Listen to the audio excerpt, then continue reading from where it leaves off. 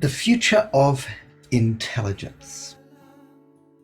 The differences between artificial intelligence and human intelligence, what we can do that even really advanced artificial intelligence probably won't be able to do for the foreseeable future, and what artificial intelligence is way better than us at doing.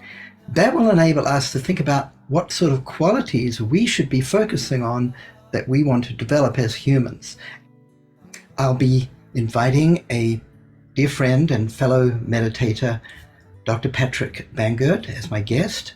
He is currently the Vice President of Artificial Intelligence for the Samsung Global Corporation. And he will be able to give us a perspective from somebody who actually understands very deeply the possibilities of particularly artificial intelligence, but advanced technologies in general, and will be able to answer my questions and some of yours.